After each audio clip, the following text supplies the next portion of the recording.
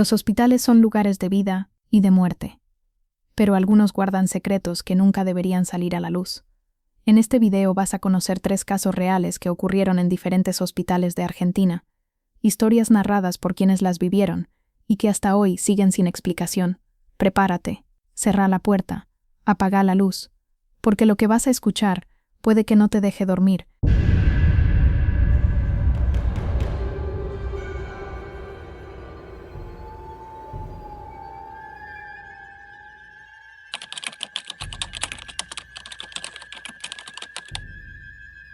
Basado en un caso real reportado por personal médico en Rosario, Argentina 2007, dicen que los hospitales guardan secretos, que entre sus pasillos silenciosos, no todo lo que camina está vivo, pero hay un pabellón donde nadie quiere entrar solo.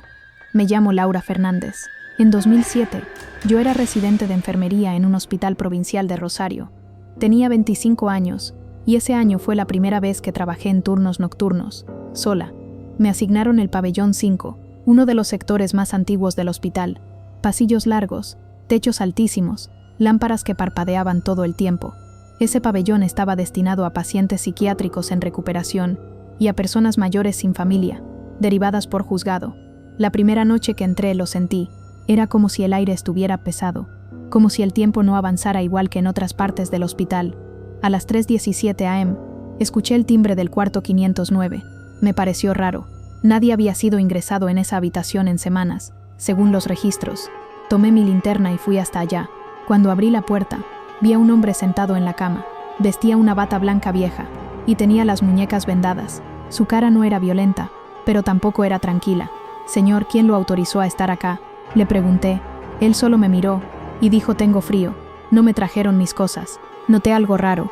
La cama estaba perfectamente hecha, como si nadie se hubiese acostado en ella, y no había expediente a su nombre. Fui a buscar ayuda, pero cuando regresé, la habitación estaba vacía, y la cama seguía intacta, como si nada hubiese pasado. A la mañana siguiente, pregunté al supervisor. Me miró pálido, y me dijo: 509, ese cuarto está clausurado. Nadie entra ahí desde hace 2 años. Le conté lo que había visto. No se rió, solo me llevó al archivo histórico. Buscamos entre los registros de pacientes fallecidos, y ahí estaba. Nombre: Andrés Velázquez. Ingreso: 2005. Diagnóstico: trastorno delirante. Motivo de internación: intento de suicidio por cortes en ambas muñecas. Fallecimiento: 3 de marzo de 2006. Hora: 3:17. Pasaron los días.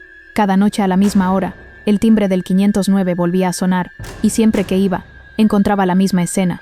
Un hombre sentado, pálido, mirando hacia mí, sin hablar, pero con cada noche, se acercaba más al borde de la cama, más cerca de la puerta, más cerca de mí. Intenté dejar de ir, lo ignoré, hasta que una noche, al mirar por el monitor, él ya no estaba en la habitación, estaba en el pasillo, y no solo yo lo vi, otros enfermeros comenzaron a hablar, decían que escuchaban pasos, que alguien abría puertas. Uno incluso renunció después de verlo al fondo del pasillo, señalándolo. 2 semanas después, decidimos colocar una cámara nocturna en la habitación. El técnico que revisó el material se descompuso. A las 3:17 exactas, la imagen muestra claramente cómo la puerta del baño se abre sola, y algo, una figura negra y sin forma clara, camina hasta la cama, se sienta, y se queda allí, hasta que a las 4:02 de la madrugada, simplemente desaparece. Nunca más volví a trabajar en el pabellón 5, y el hospital finalmente decidió sellar la habitación 509 para siempre. Pero cada tanto, enfermeros nuevos juran oír un timbre que suena, aunque ya no hay electricidad en ese sector, y siempre suena a la misma hora.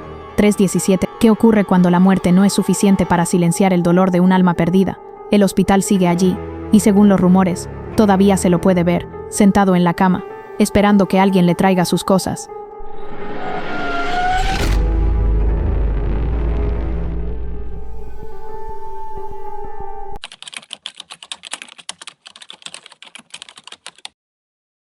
Basado en relatos de médicos en una clínica de la provincia de Buenos Aires, Argentina, hay lugares que ya no deberían usarse, sectores olvidados de hospitales que, aunque cerrados al público, siguen respirando y esperando. Esta historia ocurrió en una clínica privada de Buenos Aires, y el personal todavía no quiere hablar del quirófano 3. Mi nombre es Pablo Álvarez, cirujano general. En 2013 me trasladé a una clínica del conurbano para cubrir guardias nocturnas. Era un hospital pequeño, con solo 3 quirófanos activos, aunque uno de ellos llevaba tiempo clausurado. El quirófano 3. Al principio nadie hablaba mucho de por qué estaba cerrado. Solo decían que había habido complicaciones durante una cirugía. Pero una noche de viernes, el quirófano 1 sufrió un corte eléctrico en pleno procedimiento. Y no tuvimos opción, había que trasladar al paciente de urgencia. El único quirófano disponible era el 3. Al entrar, noté que el ambiente estaba gélido, como si el aire acondicionado estuviese encendido, pero no lo estaba.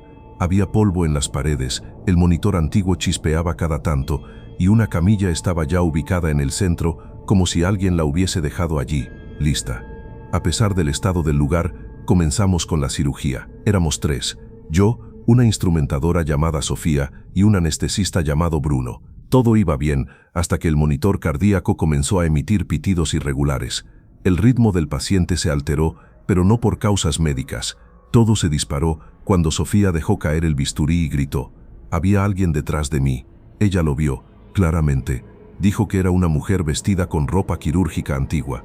Su rostro no se distinguía, pero estaba parada justo contra la pared, observando. Cuando giré no había nadie. Pero las luces comenzaron a parpadear y el aire se volvió helado. Terminamos la operación, pero el paciente no se despertaba. Entró en un estado de shock inexplicable. Horas después, falleció sin causa aparente. Sofía no quiso volver a entrar a ese quirófano, y yo empecé a investigar. Encontré un informe oculto entre papeles viejos. Era un parte médico de 2009. Nombre del paciente: Clara Montes. Cirugía cesárea de urgencia. Complicación: paro respiratorio. Resultado: madre y bebé fallecieron durante la operación. El detalle que me congeló fue el lugar del procedimiento: quirófano 3. Misma camilla, mismo horario, mismo quirófano. Un mes después, una nueva emergencia llevó a otro equipo a usar el quirófano 3. Esta vez se colocó una cámara para registrar el procedimiento por precaución. No por razones médicas, sino por las cosas que todos sentíamos. Lo que captó esa cámara es parte de los archivos internos del hospital. Nunca se publicó, pero yo lo vi. Durante los 47 minutos que duró la operación, se puede ver una sombra de forma humana completamente inmóvil, parada junto a la lámpara quirúrgica. No parpadea, no se mueve, solo mira. Y en el minuto 38, cuando el paciente sufre un paro, la figura se inclina hacia él y desaparece segundos después de su muerte. Desde ese día, el quirófano 3 fue clausurado de forma definitiva.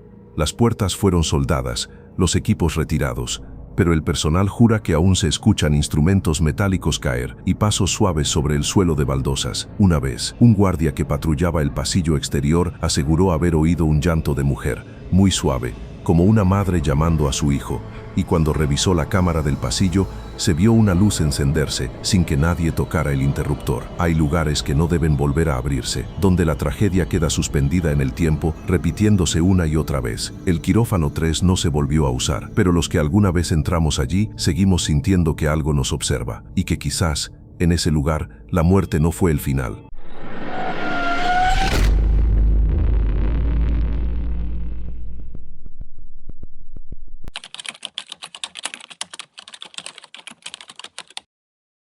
Testimonio real modificado de un ex guardia de seguridad de un hospital psiquiátrico cerrado en Córdoba, Argentina, 2016.